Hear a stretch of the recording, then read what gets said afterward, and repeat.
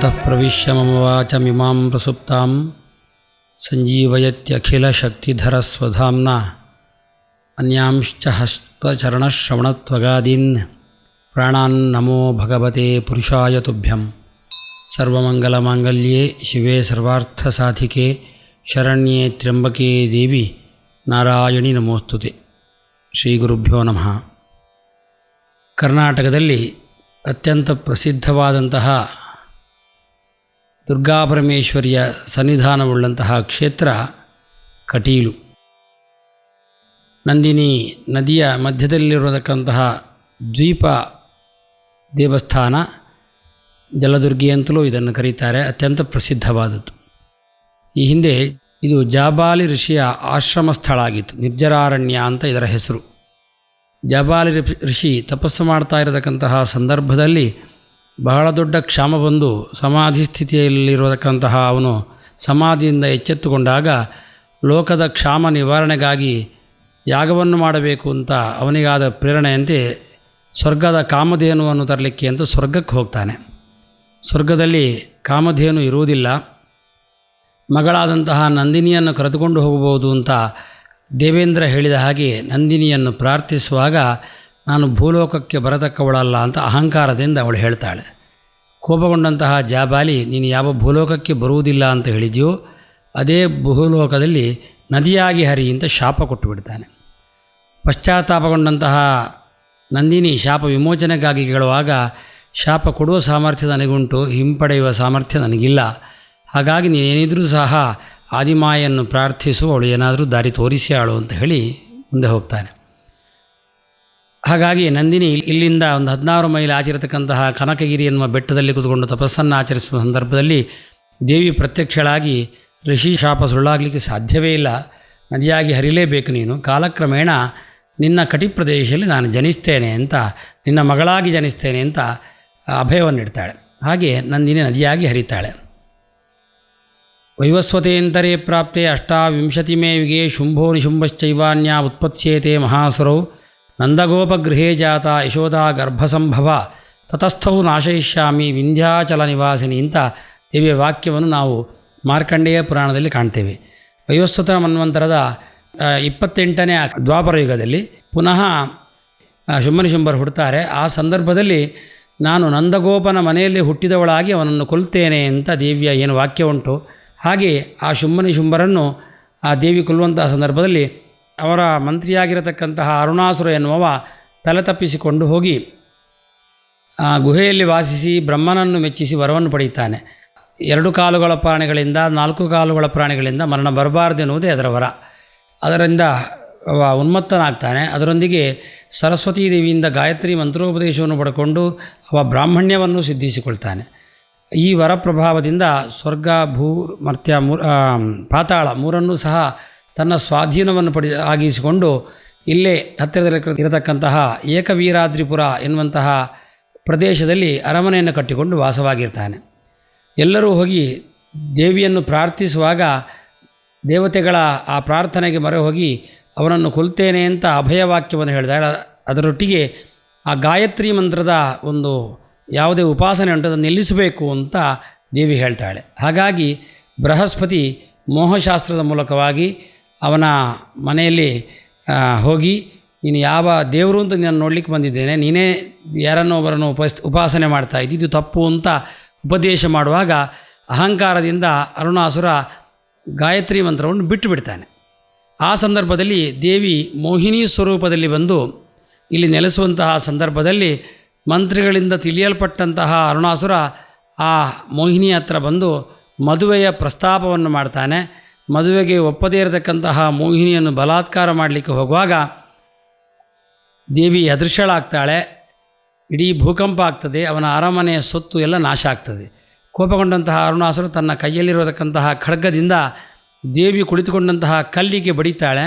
ಆ ಸಂದರ್ಭದಲ್ಲಿ ಕಲ್ಲು ಇಬ್ಬಾಗಾಗಿ ಕಲ್ಲಿನ ಒಳಗಿಂದ ದುಂಬಿಯ ಸ್ವರೂಪದಲ್ಲಿ, ಭ್ರಮರ ಸ್ವರೂಪದಲ್ಲಿ ದೇವಿ ಹೊರಗೆ ಬಂದು ಅವನನ್ನು ಕಚ್ಚಿಕೊಳ್ತಾಳೆ. ದುಂಬಿ ಹೇಳಿದರೆ ಅದು 2 ಕಾಲು ಅಲ್ಲ, 4 ಕಾಲು ಅಲ್ಲ, 6 ಕಾಲು, ಷಟ್ಪದ ಅಂತ ಅದಕ್ಕೆ ಹೆಸರು. ಆ ಸ್ವರೂಪದಲ್ಲಿ ಕೊಂದಂತಹ ದೇವಿಗೆ ಭ್ರಾಮರಿ ಅಂತ ಹೆಸರು ಬರ್ತದೆ. ಮಾರ್ಕಂಡೇಯ ಪುರಾಣದಲ್ಲಿಯೂ ಈ ಕಥೆಯನ್ನು ದೇವಿ ಹೇಳ್ತಾಳೆ. ಯದಾರುಣಾಖ್ಯಸ್ತ್ರೈಲೋಕ್ಯೆ ಮಹಾಬಾಧಾಂಕರಿಷ್ಯತಿ ತದಾಹಂ ಭ್ರಾಮರಂ ರೂಪಂ ಕೃತ್ವಾ ಸಂಖ್ಯೇಯ ಷಟ್ಪದಂ ತ್ರೈಲೋಕ್ಯಸ್ಯ ಹಿತಾರ್ಥಾಯ ವದಿಷ್ಯಾಮಿ ಮಹಾಸುರಂ ಭ್ರಾಮರೀತಿ ಚ ಮಾಂ ಲೋಕಾಸ್ತದಾ ಸ್ತೋಷ್ಯಂತಿ ಸರ್ವದಾ ಅಂತ. ಅಂತಹ ಅರುಣಾಸುರನನ್ನು ಭ್ರಮರ ಸ್ವರೂಪದಲ್ಲಿ ಕೊಂದಂತಹ ಸ್ಥಳ ಶ್ರೀ ಕ್ಷೇತ್ರ ಕಟೀಲು. ಇಲ್ಲಿ 2 ದ್ವೀಪದಲ್ಲಿ 2 ದೇವಸ್ಥಾನ ಇದೆ. ಒಂದು ಪೂರ್ವ ಭಾಗದಲ್ಲಿರತಕ್ಕಂತಹ ದ್ವೀಪ, ಅದರಲ್ಲಿಯೂ ಲಿಂಗ ಸ್ವರೂಪದಲ್ಲಿ ದೇವಸ್ಥಾನ ಇದೆ. ಅನಂತರ ಇದು ಮತ್ತೊಂದು ಕ್ಷೇತ್ರ, ಇಲ್ಲಿಯೂ ಲಿಂಗ ಸ್ವರೂಪದಲ್ಲಿ ದೇವಿ ಇದ್ದಾಳೆ. ಹೇಗೆಳಿದರೆ ಆ ದುಂಬಿಯ ಸ್ವರೂಪದಲ್ಲಿ ಘೋರ ಸ್ವರೂಪದಲ್ಲಿ ಇದ್ದಂತಹ ದೇವಿಯನ್ನು ಶಾಂತ ಸ್ವರೂಪಕ್ಕೆ ತರಬೇಕು ಅಂಥೇಳಿ ದೇವತೆಗಳು ಋಷಿಗಳೆಲ್ಲ ಸೇರಿ ಎಳನೀರಿನ ಅಭಿಷೇಕವನ್ನು ತಾಯಿಗೆ ಮಾಡುವಾಗ ಶಾಂತ ಸ್ವರೂಪಕ್ಕೆ ಬಂದಂತಹ ದೇವಿ ಇದು ನಂದಿನಿಯ ಕಟಿ ಪ್ರದೇಶ, ಇಲ್ಲಿ ನಾನು ಜನಿಸ್ತೇನೆ ಅಂತ ಅವಳಿಗೆ ಅಭಯವನ್ನು ಕೊಟ್ಟಿದ್ದೇನೆ, ಹಾಗಾಗಿ ಅಲ್ಲಿ ಜನಿಸ್ತೇನೆ ಅಂತ ಹೇಳಿ ಲಿಂಗ ಸ್ವರೂಪದಲ್ಲಿ ದೇವಿಯ ಒಂದು ಇಲ್ಲಿ ಪ್ರಾದುರ್ಭಾವ ಆಗ್ತದೆ ಅಂತ ನಾವು ಕಥೆಯನ್ನು ಕೇಳ್ತೇವೆ. ಹಾಗಾಗಿ ಇಲ್ಲಿ 2 ಕಡೆಯಲ್ಲಿ ಲಿಂಗ ಸ್ವರೂಪದಲ್ಲಿ ಇರತಕ್ಕಂಥವಳು ದೇವಿ. ಇಲ್ಲಿ ವಿಶೇಷವಾಗಿ ಎಲ್ಲ ಅಭಿಷೇಕಗಳು ಲಿಂಗ ಸ್ವರೂಪಕ್ಕೆ ನಡೀತದೆ. ಆಮೇಲೆ ಮೂಲ ಸ್ವರೂಪದಲ್ಲಿ ಮತ್ತು ಲಿಂಗ ರೂಪದಲ್ಲೇ ನಾವು ಕಾಣಬಹುದು. ಆದರೆ ಮತ್ತೊಂದು ಪಶ್ಚಿಮದಲ್ಲಿರತಕ್ಕಂತಹ ದೇವಸ್ಥಾನದಲ್ಲಿ ಪ್ರಸಿದ್ಧವಾದಂತಹ ಕಟೀಲು ಕ್ಷೇತ್ರ ಅಂತೇನಿದೆ, ಅಲ್ಲಿ ಅದರ ಮುಂದೆ ಲಕ್ಷ್ಮಿಯ ರೂಪದಲ್ಲಿ ದುರ್ಗಾಪರಮೇಶ್ವರಿಯ ವಿಗ್ರಹವನ್ನಿಟ್ಟು ಅಲಂಕಾರ ಮಾಡುವಂತಹ ಕ್ರಮ ಬಹಳ ಹಿಂದಿನಿಂದಲೂ ಬಂದಂತಹ ಕ್ರಮ ಆಗಿದೆ. ಆ ಪ್ರಕಾರ ಇಲ್ಲಿ ಪೂಜೆಯನ್ನು ಮಾಡ್ತೇವೆ. ಈಗಾಗಲೇ ನಾನು ಹೇಳಿದ್ದೇನೆ 2 ದ್ವೀಪಗಳಿವೆ ಅಂತ. ಅದರಲ್ಲಿ ಒಂದು ಮೂಲಸ್ಥಾನ ಅಂತ ನಾವು ಕಲ್ಪಿತವಾದದ್ದು, ಒಂದು ಪ್ರಸಿದ್ಧವಾದಂಥ ಕಟೀಲು ಕ್ಷೇತ್ರ ಅಂತ ಭಕ್ತಾದಿಗಳು ಆರಾಧನೆ ಮಾಡುವಂಥದ್ದು. ಕೇವಲ 100 ಮೀಟರ್ ಆಚೆ ಈಚೆ ಇರತಕ್ಕಂಥ 2 ಕ್ಷೇತ್ರ, 2ರಲ್ಲೂ ಲಿಂಗ ಸ್ವರೂಪದಲ್ಲಿ ದೇವರಿದ್ದಾರೆ. ಮೂಲಸ್ಥಾನದಲ್ಲಿ ಅರುಣಾಸುರನ್ನು ಕೊಂದಂತಹ ಸ್ಥಳ ಎನ್ನುವಂತಹ ಕಲ್ಪನೆ, ಮತ್ತು ಈಗಿರತಕ್ಕಂತಹ ಸ್ಥಳ ಎಳನೀರು ಅಭಿಷೇಕ ಆದ ಮೇಲೆ ಶಾಂತ ಸ್ವರೂಪಕ್ಕೆ ಬಂದಂತಹ ಸ್ಥಳ ಅಂತ ಕಲ್ಪನೆ. ಹಾಗಾಗಿ ಆ ಮೂಲಸ್ಥಾನದಲ್ಲಿ 2 ಹೊತ್ತು ದೇವರಿಗೆ ಪೂಜೆ ಆಗ್ತದೆ. ಅದನ್ನು ಪ್ರಾಕೃತಿಕವಾಗಿಯೇ ಉಳಿಸಿಕೊಂಡಿದ್ದೇವೆ. ನಂದಿನಿಯ ಕಟಿ ಪ್ರದೇಶದಲ್ಲಿ ಜನಿಸಿದ್ರಿಂದ ಕಟಿ ಇಳ ಕಟಿಯಲ್ಲಿರತಕ್ಕಂತಹ ಭೂಮಿ ಅಂತಿದ್ದದ್ದು ಈಗ ಕಟೀಲು ಅಂತ ಹೆಸರಾಗಿದೆ. ಇಲ್ಲಿಂದ 16 ಮೈಲು ಆಚೆ ನದಿ ಹುಡುತ್ತದೆ, 16 ಮೈಲು ಆಚೆ ಸಮುದ್ರ ಸೇರ್ತದೆ. ಮಧ್ಯದಲ್ಲಿರತಕ್ಕಂತಹ ಈ ಭೂಮಿ ಆದ್ದರಿಂದ ಕಟೀಲು ಅಂತ ಹೆಸರಾಗಿದೆ. ಇದು ಕಟೀಲಿನ ಕ್ಷೇತ್ರ ಪುರಾಣ. 1927ನೇ ಇಸ್ವಿಗೆ ಇಲ್ಲಿ ಕಟೀಲಿಗೆ ಶಿರೂರು ಮಠಾಧೀಶರು ಬಂದಿದ್ದರು. ಆ ಸಂದರ್ಭದಲ್ಲಿ ಇಲ್ಲಿರತಕ್ಕಂತಹ ಸಖ್ಯಾದ್ರಿ ಕಂಡ ಅಂತ ತಾಳೆಗರಿಯನ್ನು ಓದಿದರು. ಅದನ್ನು ಉಡುಪಿಗೆ ಕೊಂಡೋದರು.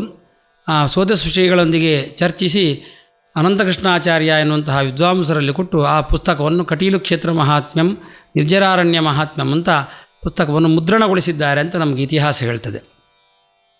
ಆದರೆ 1944ನೇ ಇಸ್ವಿಯಲ್ಲಿ ದೇವಸ್ಥಾನದಲ್ಲಿ ಬಹಳ ದೊಡ್ಡ ನೆರೆ ಬಂದದ್ದರಿಂದ ಎಲ್ಲ ದಾಖಲೆಗಳು ನೀರಿನಲ್ಲಿ ಕೊಚ್ಚಿ ಹೋದ್ರಿಂದ ನಮಗೇನೂ ಸಿಗುವುದಿಲ್ಲ.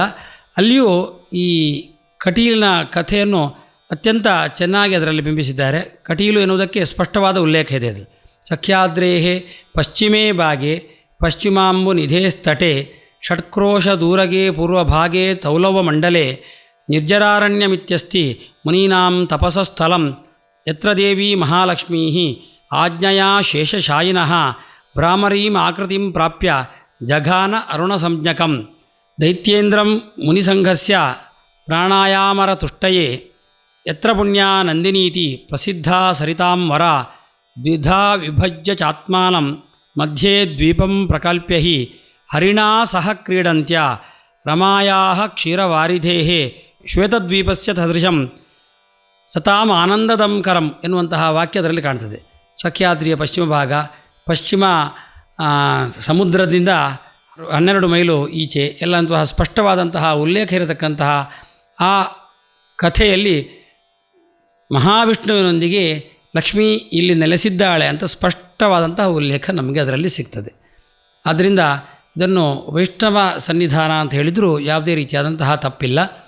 ಈ ದೇವರಿಗೆ ಎಳನೀರು ಎನ್ನುವುದು ಅತ್ಯಂತ ವಿಶಿಷ್ಟವಾದದ್ದು. ಯಾಕೆ ಹೇಳಿದರೆ ಶಾಂತ ಸ್ವರೂಪಕ್ಕೆ ಬರಲಿಕ್ಕೆ ಎಳನೀರು ಅಭಿಷೇಕ ಮಾಡಿದ್ದರಿಂದ. ಆದ್ದರಿಂದ ದೇವಸ್ಥಾನದ ಒಳಗೆ ಎಳನೀರು ಯಾರೂ ದೇವರಿಗೆ ಅಭಿಷೇಕ ಆಗದೆ ಕುಡಿಲಿಕ್ಕಿಲ್ಲ. ಇಲ್ಲಿ ತಪ್ಪಿತಂದರೂ ದೇವರಿಗೆ ಹಾಕಿಯೇ ಹೋಗಬೇಕು. ಇಲ್ಲಿಯ ಉಡುಪಿಯ ಶ್ರೀಪಾದರೆಲ್ಲ ಬಂದು ಇಲ್ಲಿ ದೇವರ ಸನ್ನಿಧಾನದ ಪೂಜೆ ಮಾಡುವಾಗಲೂ ದೇವರಿಗೆ ಪಟ್ಟದ ದೇವರಿಗೆ ಪಂಚಾಮೃತ ಮಾಡುವಾಗ ಎಳನೀರು ಉಪಯೋಗಿಸ್ತಾರೆ ವಿನಃ ಸ್ವತಃ ಕುಡಿಲಿಕ್ಕೆ ಇಲ್ಲಿ ಉಪಯೋಗಿಸುವುದಿಲ್ಲ. ಅಂತಹ ವಿಶಿಷ್ಟವಾದಂತಹ ಸಾನ್ನಿಧ್ಯವಿರತಕ್ಕಂತಹ ಕ್ಷೇತ್ರ ಕಟೀಲು. ಈ ದೇವಸ್ಥಾನದಲ್ಲಿ ಅತ್ಯಂತ ಹೆಚ್ಚಾಗಿ ದೇವರಿಗೆ ಪ್ರೀತಿಯಾಗಿರುವಂಥದ್ದು ಹೂವಿನ ಪೂಜೆ. ಯಾಕೆ ಹೇಳಿದರೆ ಈ ದೇವರಿಗೆ ಮಲ್ಲಿಗೆ ಅನ್ನೋದು ಅತ್ಯಂತ ಪ್ರೀತಿದಾಯಕವಾದದ್ದು.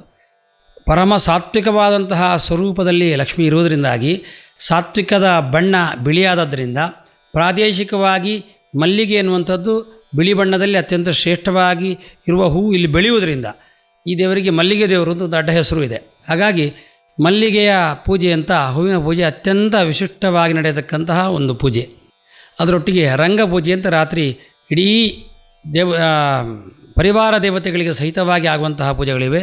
ಅದರೊಂದಿಗೆ ದುರ್ಗಾ ನಮಸ್ಕಾರ, ಕುಂಕುಮಾರ್ಚನೆ, ಸಹಸ್ರನಾಮಾರ್ಚನೆ, ಅಲಂಕಾರ ಪೂಜೆ, ಮಹಾಪೂಜೆ ಇತ್ಯಾದಿ ಹಲವಾರು ಪೂಜೆಗಳಿವೆ. ಅಭಿಷೇಕಗಳಲ್ಲಿ ಪಂಚಾಮೃತ ಅಭಿಷೇಕ, ಶ್ರೀ ಸೂಕ್ತ ಅಭಿಷೇಕ, ಅದೇ ರೀತಿಯಾಗಿ ವಿಶಿಷ್ಟವಾದಂತಹ ಎಳನೀರು ಅಭಿಷೇಕ, ಹೀಗೆ ಎಲ್ಲ ಅಭಿಷೇಕಗಳು ದೇವರಿಗೆ ನಡೀತಾ ಇರುತ್ತದೆ.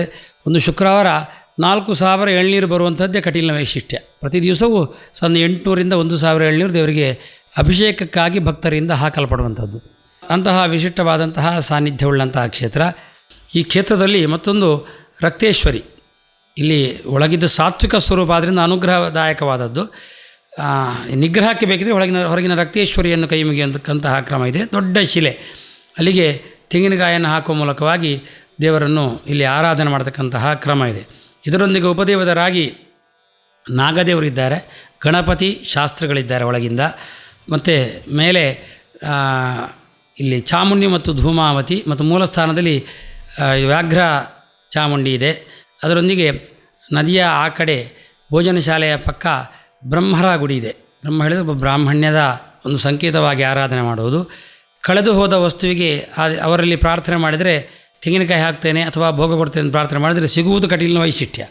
ಆ ದೇವರು ಆ ದೃಷ್ಟಿಯಿಂದಾಗಿ ಆರಾಧನೆಗೊಳಗಾದವರು. ಇಷ್ಟು ಉಪದೇವತೆಗಳೊಂದಿಗೆ ಕಟೀಲಿನ ಪೂಜೆ ನಡೀತದೆ. ಕಟೀಲು ಕ್ಷೇತ್ರದಲ್ಲಿ ಮತ್ತೊಂದು ವಿಶೇಷವಾದ ಸೇವೆ ಸೀರೆ. ಸರ್ವಾಭೀಷ್ಟಕ್ಕಾಗಿ ಸೀರೆಯನ್ನು ಕೊಡತಕ್ಕಂತಹ ಕ್ರಮ ಇದೆ. ಅದರೊಂದಿಗೆ ವಿಶೇಷವಾಗಿ ಮದುವೆ ಆಗದವರು ಮದುವೆ ಆಗುವುದಕ್ಕಾಗಿ ಸೀರೆಯ ಹರಕೆಯನ್ನು ಹೇಳುವಂಥದ್ದು ಇಲ್ಲಿಯ ಕ್ರಮ. ಹಾಗಾಗಿ ವಾರ್ಷಿಕವಾಗಿ ಸುಮಾರು 30,000 ಸೀರೆ ಇಲ್ಲಿ ಹರಕೆ ರೂಪದಲ್ಲಿ ಬರ್ತದೆ. ಅದನ್ನು ಭಕ್ತಾದಿಗಳಿಗೆ ಅನ್ನದಾನದ ಸಂದರ್ಭದಲ್ಲಿ ಪ್ರಸಾದ ರೂಪದಲ್ಲಿ ಕೊಡ್ತೇವೆ.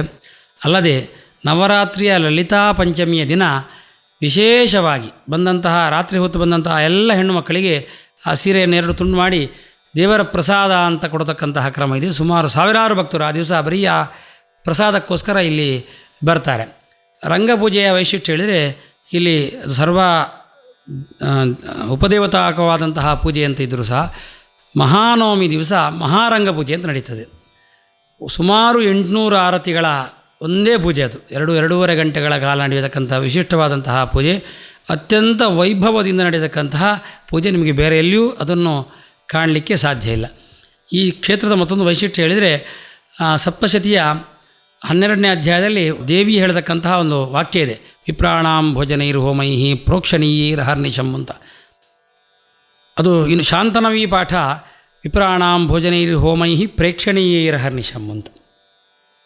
ಬ್ರಾಹ್ಮಣರ ಭೋಜನದಿಂದ, ಅದೇ ರೀತಿಯಾಗಿ ಯಾಗದಿಂದ ಮತ್ತು ಅಹರ್ನಿಶಂ ಪ್ರೇಕ್ಷಣೀಯೈಹಿ ನೋಡತಕ್ಕಂತಹ ಮಾಧ್ಯಮದಿಂದ ನನಗೆ ತೃಪ್ತಿ ಆಗ್ತದೆ ಅಂತ. ಇಡೀ ರಾತ್ರಿ ಇಂಥ ಎನ್ನುವಂತಹ ಅರ್ಥವನ್ನು ಅಗ್ನಿನಿಶಂ ಅಂತ ತಗೊಂಡ್ರೆ, ಇಡೀ ರಾತ್ರಿ ನೋಡತಕ್ಕಂತಹ ಕಲೆ ಜಗತ್ತಲ್ಲಿ ಬೇರೆ ಯಾವುದೂ ಇಲ್ಲ, ಯಕ್ಷಗಾನ ಮಾತ್ರ. ಹಾಗಾಗಿ ಶ್ರೀಕ್ಷೇತ್ರ ಕಟೀಲು ಎನ್ನುವಂಥದ್ದು ಬ್ರಾಹ್ಮಣ ಆರಾಧನೆ, ಅದರೊಂದಿಗೆ ಚಂಡಿಕಾ ಹೋಮವೇ ಇಲ್ಲಿ ಸೇವೆಯಾಗಿ ನಡೆಯತಕ್ಕಂತಹ ಸೇವೆ, ಅದರೊಂದಿಗೆ ವಿಶೇಷವಾಗಿ ಯಕ್ಷಗಾನ ನಡೆಯತಕ್ಕಂತಹ ಒಂದು ವಿಶಿಷ್ಟವಾದಂತಹ ಒಂದು ಕ್ಷೇತ್ರ. ಆದ್ದರಿಂದ ದೇವರ ಪೂರ್ಣ ಸಾನ್ನಿಧ್ಯ ಇಲ್ಲಿ ಉಂಟು ಅಂತ ಹೇಳಿದರೆ ತಪ್ಪಾಗಲಿಕ್ಕಿಲ್ಲ. ಅಂತಹ ವಿಶಿಷ್ಟವಾದಂತಹ ಕ್ಷೇತ್ರದಲ್ಲಿ ಭಕ್ತಾದಿಗಳು ರಂಗಪೂಜೆಗಾಗಿಯೂ ಕಾಯಬೇಕು. ದಿವಸಕ್ಕೆ 12 ರಂಗಪೂಜೆಯನ್ನು ಭಕ್ತಾದಿಗಳ ಸೇವಾ ರೂಪದಲ್ಲಿ ನಾವು ಈಗ ಕೊಡ್ತಾ ಇದ್ದೇವೆ. ಆದರೂ 2 ವರ್ಷ ಕಾಯಬೇಕಾದಂತಹ ಅನಿವಾರ್ಯತೆ ಕಟೀಲಿನಲ್ಲಿದೆ. ಅದು ದೇವರ ವೈಶಿಷ್ಟ್ಯ. ಈ ದೇವರಿಗೆ ಮತ್ತೊಂದು ವೈಶಿಷ್ಟ್ಯ ಹೇಳಿದರೆ ಯಕ್ಷಗಾನ. ಉಡುಪಿಯ ಅದಮಾರು ಮಠದ ನರಹರಿ ತೀರ್ಥರಿಂದ ಆರಂಭವಾದಂತಹ ಯಕ್ಷಗಾನ ಅಂತ ನಾವು ಹೇಳ್ತೇವೋ, ಅದರ ತೆಂಕುತಿಟ್ಟಿನ ಯಕ್ಷಗಾನದ ಒಂದು ಪ್ರಕಾರಕ್ಕೆ ಕಟೀಲು ಕೇಂದ್ರ ಹೇಳಿದರೆ ತಪ್ಪಾಗಲಿಕ್ಕಿಲ್ಲ. ಒಟ್ಟು 6 ಮೇಳಗಳು ಸುಮಾರು 6ರಿಂದ 6.5 ತಿಂಗಳುಗಳ ಕಾಲ ಅಲ್ಲಲ್ಲಿ ದಿವಸಕ್ಕೆ 6 ಕಡೆಯಲ್ಲಿ ಯಕ್ಷಗಾನದ ಸೇವೆಯನ್ನು ಮಾಡುತ್ತಾ ಬರ್ತಾರೆ. ಭಕ್ತಾದಿಗಳು ಅದನ್ನು ಮಾಡಿಸ್ತಾರೆ. ಯಾಕೆಂದೇಳಿದರೆ ಇಲ್ಲಿಯ ದೇವರ ಪೂಜೆ ಮುಗಿದ ಮೇಲೆ ದೇವರು ಯಕ್ಷಗಾನ ನೋಡಲಿಕ್ಕೆ ಹೋಗ್ತಾರೆ ಅನ್ನುವಂಥದ್ದು ಐತಿಹ್ಯ. ಹಾಗಾಗಿ ದೇವರು ನಮ್ಮ ಮನೆಗೆ ಬರಬೇಕು ಅಂತ ಯಕ್ಷಗಾನವನ್ನು ಆಡಿಸುವಂತಹ ಭಕ್ತರ ಸಾಲು ಬಹಳ ದೊಡ್ಡದಾದ್ದರಿಂದ 20 ವರ್ಷಗಳ ಕಾಲ ಭಕ್ತರು ಕಾಯುವಂತಹ ಒಂದು ಸನ್ನಿವೇಶ ಈಗ ನಿರ್ಮಾಣ ಆಗಿದೆ. ಕಟೀಲಿನ ಅವಭೃತ ದಿವಸ ಆರಟ ಅಂತ ನಮ್ಮಲ್ಲಿ ಕರಿತೇವೆ, ಜಾತ್ರೆಯ 8ನೇ ದಿವಸ. ಆ ದಿವಸ ರಾತ್ರಿ ಪೂಜೆ ಆಗೋದು ಬೆಳಿಗ್ಗೆ. ಹಾಗಾಗಿ ದೇವಸ್ಥಾನದಲ್ಲಿ ಪೂಜೆ ಆಗದೇ ಇರುವುದರಿಂದಾಗಿ ದೇವರು ಯಕ್ಷಗಾನ ನೋಡಲಿಕ್ಕೆ ಆಗುವುದಿಲ್ಲ, ಹೋಗಲಿಕ್ಕೆ ಆಗುವುದಿಲ್ಲ ಅನ್ನೋ ದೃಷ್ಟಿಯಿಂದಾಗಿ ಆ ದಿವಸ ಒಂದು ಯಕ್ಷಗಾನ ಸೇವೆ ಅಂತ ಇಲ್ಲ. ಅದು ಬಿಟ್ಟರೆ ನಮ್ಮ ಕಾರ್ತಿಕ ಮಾಸದ ಕೃಷ್ಣ ಪಕ್ಷದ ಪಂಚಮಿಯ ನಂತರ ಒಂದು ಒಳ್ಳೆಯ ದಿವಸದಲ್ಲಿ ಹೊರಟಂತಹ ಯಕ್ಷಗಾನ ಮೇಳವು ವೃಷಭ ಮಾಸದ 11ನೇ ದಿವಸ ಒಳಗಾಗುವುದೆನ್ನುವಂತಹ ದಿಲ್ಲಿಯ ಒಂದು ವಿಶೇಷವಾದಂತಹ ಕ್ರಮ ಅದೇ ಪ್ರಕಾರ ನಡೀತಾ ಉಂಟು.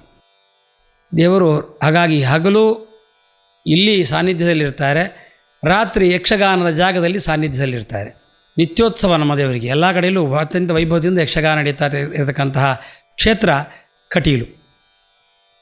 ಈ ಕಟೀಲಿನಲ್ಲಿ ಎಲ್ಲ ಹೆಚ್ಚಿನ ಸಂಪ್ರದಾಯಗಳು ಉಡುಪಿಯ ಮಾಧ್ವಮಠದ ಮಧ್ವಾಚಾರ್ಯರ ಶಿಷ್ಯ ಪರಂಪರೆಯಲ್ಲಿ ಬಂದಂತಹ ಸ್ವಾಮೀಜಿಗಳ ಸಂಪ್ರದಾಯದಂತೆ ನಡೀತಾ ಉಂಟು. ಇಲ್ಲಿಯ ಮಡಿಯು ಪೀಠಿಕೆ ಮಡಿ. ಹಾಗಾಗಿ ಅತ್ಯಂತ ಶ್ರದ್ಧಾಭಕ್ತಿಯಿಂದ ಪೀಠಿಕೆ ಮಡಿಯಲ್ಲಿ ನಾವು ದೇವರ ಪೂಜೆ ಮಾಡತಕ್ಕಂತಹ ಕ್ರಮ ಇದೆ. ವಿಶೇಷ ಹೇಳಿದರೆ ಇಲ್ಲಿಯ ಗಣಪತಿಯ ವಿಗ್ರಹದಲ್ಲಿಯೂ ಕಲ್ಲಿನ ಕೆತ್ತನೆಯಲ್ಲಿಯೂ ಸಹ ಊರ್ಧ್ವಪುಂಡ್ರ ನಮಗೆ ಕಾಣಲಿಕ್ಕೆ ಸಿಗ್ತದೆ. ಆ ವಿಶೇಷವಾದಂತಹ ಕ್ಷೇತ್ರ ಇದು. ಇಲ್ಲಿ ಏಕಾದಶಿಯ ದಿವಸ ದೇವರಿಗೆ ಯಾವುದೇ ರೀತಿಯಾದಂತಹ ವಿಶೇಷ ನೈವೇದ್ಯಗಳು ಇರುವುದಿಲ್ಲ, ಅದೇ ರೀತಿಯಾಗಿ ವಿಶೇಷ ಪೂಜೆಗಳು ಇರುವುದಿಲ್ಲ. ಹೂವಿನ ಪೂಜೆ ಆಗಲಿ, ದುರ್ಗಾ ನಮಸ್ಕಾರ ಆಗಲಿ, ರಂಗಪೂಜೆ ಮುಂತಾದಂತಹ ವಿಶೇಷ ಸೇವೆಗಳು ಇರೋದಿಲ್ಲ.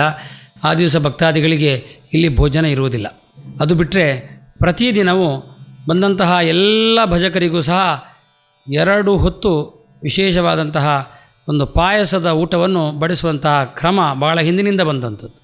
ಅದೇ ರೀತಿಯಾಗಿ ಹಗಲು ಹೊತ್ತು ಬೆಳಿಗ್ಗೆ ಒಂದು ಉಪಹಾರದ ಸಂದರ್ಭದಲ್ಲಿ ಗಂಜಿ ಊಟವನ್ನು ಕೊಡುವಂತಹ ಕ್ರಮವೂ ನಮ್ಮಲ್ಲಿ ಇದೆ. ಹಾಗಾಗಿ ಭಕ್ತಾದಿಗಳೆಲ್ಲ ಅನ್ನದಾನ ಕೊಡುವಂತಹ ಕ್ಷೇತ್ರ ಕಟೀಲು. ದ್ವಾದಶಿ ದಿವಸ ತೀರ್ಥಪ್ರಸಾದಕ್ಕೆ ಬರುವವರು ಬೆಳಿಗ್ಗೆ ಬೇಗವೇ ಬರಬೇಕು. ಇಲ್ಲಿ ಪಾರಣೆ ಬೇಗವೇ ಆಗ್ತದೆ. ಧನುರ್ಮಾಸ 1 ತಿಂಗಳು ಬೆಳಿಗ್ಗೆ ಬೇಗ ಪೂಜೆ ಆಗುವಂತಹ ಕ್ರಮ ಕಟೀಲಿನಲ್ಲಿದೆ. ಇಲ್ಲದಿದ್ದರೆ ಬೆಳಿಗ್ಗೆ ಮಧ್ಯಾಹ್ನ ರಾತ್ರಿ 3 ಹೊತ್ತು ಇಲ್ಲಿಯ ತ್ರಿಕಾಲ ಪೂಜೆ ಅತ್ಯಂತ ಶಾಸ್ತ್ರೋಕ್ತವಾಗಿ ನಡೀತಾ ಇರುವಂತಹದ್ದು ಕ್ಷೇತ್ರ. ಇಲ್ಲಿ ವರ್ಷಾವಧಿ ಉತ್ಸವ ಎನ್ನುವುದು ಮೇಷ ಮಾಸದ ಸಂಕ್ರಾಂತಿಯ ದಿವಸ, ಮೇಷ ಸಂಕ್ರಾಂತಿ ದಿವಸ ಆರಂಭ ಆಗ್ತದೆ. ಅಲ್ಲಿಂದ 8 ದಿವಸಗಳ ಕಾಲ ಅತ್ಯಂತ ವಿಜೃಂಭಣೆ ನಡೆಯುತ್ತದೆ. 7ನೇ ದಿವಸ ರಥೋತ್ಸವ, 8ನೇ ದಿವಸ ಅವಭೃತೋತ್ಸವ. ಅವಭೃತೋತ್ಸವ ಇಲ್ಲಿ ಕಟೀಲಿನಲ್ಲಿ ಅತ್ಯಂತ ಪ್ರಸಿದ್ಧವಾದದ್ದು. ಇನ್ನಿನ ದಿವಸ ಅವಭೃತದ ದಿನ 5 ಗಂಟೆಗೆ ಸಾಯಂಕಾಲ ದೇವರು ಹೊರಟ್ರೆ ಬರುವಾಗ ಮರುದಿವಸ ಬೆಳಿಗ್ಗೆ 6 ಗಂಟೆ ಆಗ್ತದೆ. ಅಂತ ಒಂದು 13 ಗಂಟೆಗಳ ಕಾಲ ನಿರಂತರವಾಗಿ ನಡೆಯತಕ್ಕಂತಹ ಉತ್ಸವ. ಆ ಉತ್ಸವದಲ್ಲಿ ಅರುಣಾಸುರನ ಸ್ಥಳವಾಗಿರತಕ್ಕಂತಹ ಏಕವೀರಾದ್ರಿಪುರ ಎಕ್ಕಾರು ಅಂತ ಏನು ಕರೀತಾರೆ, ಅಲ್ಲಿವರೆಗೆ ದೇವರು ಹೋಗಿ ಅಲ್ಲಿಂದ ಭಕ್ತಾದಿಗಳ ಕಟ್ಟಪೂಜೆಗಳನ್ನು ಸ್ವೀಕರಿಸಿ ವೈಭವದ ಮೆರವಣಿಗೆಯನ್ನು ಬಂದು ಬ್ರಹ್ಮರಥೋತ್ಸವ ಆಗಿ ಅದರ ನಂತರ ಇಲ್ಲೇ ಅವಭೃತ ಮುಗಿಸಿ ಬಂದು ತೂಟೆದಾರ ಅಂತ ಎನ್ನುವಂತಹ ಒಂದು ಇಲ್ಲಿಯ ಪ್ರಾದೇಶಿಕವಾದ ಹೆಸರು. ಅಗ್ನಿಕೇಳಿಯ ಮೂಲಕವಾಗಿ ದೇವರು ಉತ್ಸವವನ್ನು ಸಂಪನ್ನಗೊಳಿಸ್ತಾ ಇದ್ದಾರೆ. ದೇವಿ ಜಲದುರ್ಗಿ ಆದ್ದರಿಂದ ಅಗ್ನಿಕೇಳಿಯೇ ದೇವರಿಗೆ ವಿಶೇಷವಾದದ್ದು. ಅತ್ತೂರು ಕೊಡತ್ತೂರು ಅಂತ ಇರುವ ಇಂತಹ 2 ಮಾಗಣೆಯ ಒಟ್ಟು 6 ಗ್ರಾಮಗಳ ಭಕ್ತರಲ್ಲಿ ಕೆಲವು ನಿರ್ದಿಷ್ಟವಾದಂತಹ ಮನೆಗಳಿವೆ. ಆ ಮನೆಯ ಭಕ್ತರೆಲ್ಲ ಸೇರ್ತಾರೆ. 2 ಪಂಗಡ ಪರಸ್ಪರ ಬೆಂಕಿಯ ಪಂಜನ್ನು, ತೆಂಗಿನ ನಾರಿನಲ್ಲಿ ಮಾಡಿದಂತಹ ಬೆಂಕಿಯ ಪಂಜನ್ನು ಮೈಗೆ ಬಿಸಾಡತಕ್ಕಂತಹ ಒಂದು ಆಟ.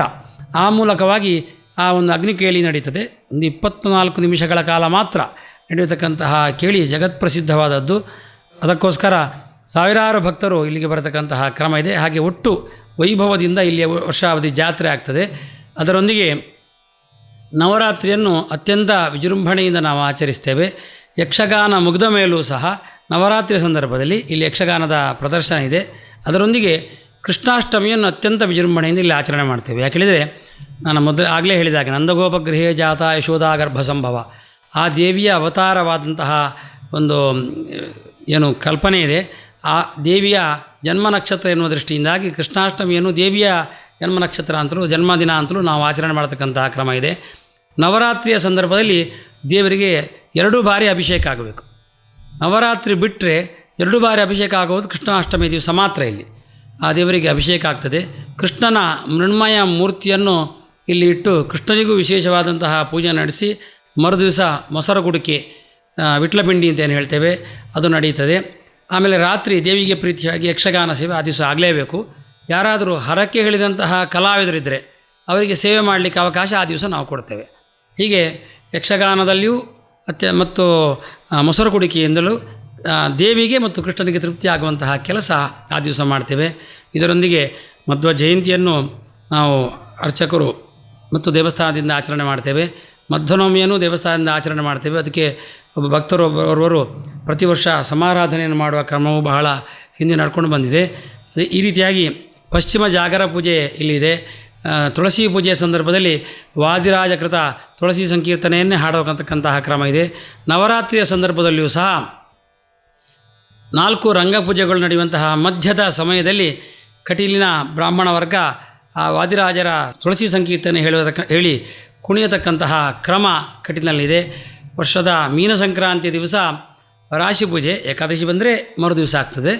ಆ ದಿವಸವೂ ಸಹ ಆ ಸಂಕೀರ್ತನೆ ಹೇಳತಕ್ಕಂತಹ ಕ್ರಮ ಇದೆ. ಹೀಗೆ ಎಲ್ಲ ದೃಷ್ಟಿಯಲ್ಲಿಯೂ ಸಹ ಇದು ವಿಶೇಷವಾದಂತಹ ಉಡುಪಿಯ ಸಂಪ್ರದಾಯವನ್ನು ಪ್ರತಿಬಿಂಬಿಸತಕ್ಕಂತಹ ವಿಶೇಷವಾದಂತಹ ದೇವಿಯ ಕ್ಷೇತ್ರ. ಹಲವಾರು ಭಕ್ತರು ಇಲ್ಲಿಗೆ ಬರ್ತಾರೆ, ಬಂದು ದೇವರಿಗೆ ಕೈ ಮುಗಿತಾರೆ, ಇಲ್ಲಿ ಒಂದಷ್ಟು ಕಾಣಿಕೆಯನ್ನು ಸಮರ್ಪಿಸ್ತಾರೆ.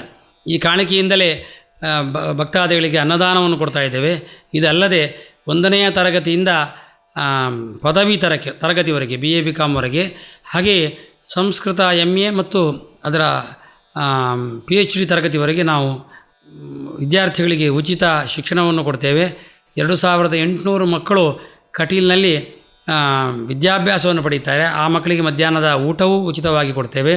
ಅದರೊಂದಿಗೆ ಗೋಸೇವೆಯನ್ನು ಅತ್ಯಂತ ಚೆನ್ನಾಗಿ ನಡೆಸ್ತಾ ಇದ್ದೇವೆ. ಸುಮಾರು 200 ಗೋಗಳು ಇಲ್ಲಿ ಮುದಿ ಮತ್ತು ಗಂಡು ಗೋಗಳನ್ನು ನಾವು ಇಲ್ಲಿ ಸಾಕತಕ್ಕಂತಹ ವ್ಯವಸ್ಥೆಯನ್ನು ಹಮ್ಮಿಕೊಂಡಿದ್ದೇವೆ. ಅದರೊಂದಿಗೆ ಸಣ್ಣ ಪುಟ್ಟ ದೇವಸ್ಥಾನಗಳಿಗೆ ಈ ದೇವಸ್ಥಾನದಿಂದ ಸಹಾಯವನ್ನು ಚಾಚುವಂತಹ ಕೆಲಸಗಳನ್ನು ಮಾಡ್ತಾ ಇದ್ದೇವೆ. ಈಗ ಹಲವು ರೂಪದಲ್ಲಿ ಭಕ್ತಾದಿಗಳಿಗೆ ಮತ್ತು ಸಾರ್ವಜನಿಕರಿಗೆ ಉಪಯೋಗವಾಗತಕ್ಕಂತಹ ಕೆಲಸವನ್ನು ಮಾಡತಕ್ಕಂತಹ ವಿಶಿಷ್ಟವಾದಂತಹ ಕ್ಷೇತ್ರ. ಹಲವಾರು ಪರ್ವದಿನಗಳು ಇಲ್ಲಿ ನಡೆಯುತ್ತದೆ. ಆ ಎಲ್ಲ ಪರ್ವದಿನಗಳಲ್ಲಿಯೂ ಸಹ ದೇವರ ದರ್ಶನ ಎನ್ನುವುದು ಅತ್ಯಂತ ಒಂದು ಫಲದಾಯಕ ಅಂತ ನಾವು ತಿಳ್ಕೊಳ್ತೇವೆ. ಅದರೊಂದಿಗೆ ಕಟೀಲು ಹೇಳಿದರೆ ಒಂದು ವಿಶಿಷ್ಟವಾದಂತಹ ಒಂದು ಆಚರಣೆ ಹೇಳಿದರೆ ಶೋಣ ಹೇಳಿದರೆ ಸಿಂಹಮಾಸ. ಈ 1 ತಿಂಗಳು ದೇವರಿಗೆ ವಿಶೇಷ ಎನ್ನುವಂತಹ ಕಲ್ಪನೆ ನಮ್ಮಲ್ಲಿ ಈ ಪ್ರಾದೇಶಿಕವಾಗಿ ಕರಾವಳಿಯಲ್ಲಿ ಬಂದಿದೆ ದೇವಿಯ ಆರಾಧನೆ. ಹಾಗಾಗಿ ಆ ಸಂದರ್ಭದ ಶುಕ್ರವಾರ ಹೇಳಿದರೆ ಆ 4 ಶುಕ್ರವಾರ ಹೇಳಿದರೆ ಇಲ್ಲಿ ಜಾತ್ರೆ ಆ ರೀತಿಯಾಗಿ ವೈಭವದಲ್ಲಿ ಆಗತಕ್ಕಂತಹ ಕ್ರಮ ಇದೆ. ಅದಕ್ಕೆ ಬ್ರಾಹ್ಮಣರು ವಿಶೇಷವಾಗಿ ಆರಾಧನೆ ಮಾಡುವಂತಹ ಸಮಯ ಕರ್ಕಾಟಕ ಮಾಸ. ಆ ಸಂದರ್ಭದಲ್ಲಿ ದುರ್ಗಾ ನಮಸ್ಕಾರವನ್ನು ದೇವಿಗೆ ವಿಶೇಷವಾದದ್ದರಿಂದ ಬ್ರಾಹ್ಮಣರೆಲ್ಲ ಹೆಚ್ಚು ಬರುವಂತಹ ಸಮಯ. ಮತ್ತು ಈಗ ದೇವಸ್ಥಾನ ಅಭಿವೃದ್ಧಿ ಹೊಂದುತ್ತಾ ದಿವಸಾಗಲೂ ತುಂಬ ಜನ ಬರತಕ್ಕಂಥದ್ದು ಎಲ್ಲ ದೇವಸ್ಥಾನಗಳಿದ್ದಾಗ ನಮ್ಮ ದೇವಸ್ಥಾನ ನಡೀತಾ ಇದೆ. ಒಟ್ಟು ಶ್ರೀ ಕ್ಷೇತ್ರ ಕಟೀಲು ಎನ್ನುವಂಥದ್ದು ಅತ್ಯಂತ ಪ್ರಸಿದ್ಧವಾದಂತಹ ಕ್ಷೇತ್ರ, ಅದರೊಂದಿಗೆ ಫಲದಾಯಕವಾದಂತಹ ಕ್ಷೇತ್ರ. ಇಲ್ಲಿ ಶಿಬರೂರು ಮಠದ ತಂತ್ರಿಗಳು, ಅದು ಪುತ್ತಿಗೆ ಮಠದ ಪರಂಪರೆಯಲ್ಲಿ ಬರತಕ್ಕಂಥ ಒಂದು ಮಠ ಅದು. ಆ ಮಠದ ತಂತ್ರಿಗಳು ಇಲ್ಲಿ ಆನುವಂಶಿಕ ತಂತ್ರಿಗಳಾಗಿರ್ತಾರೆ.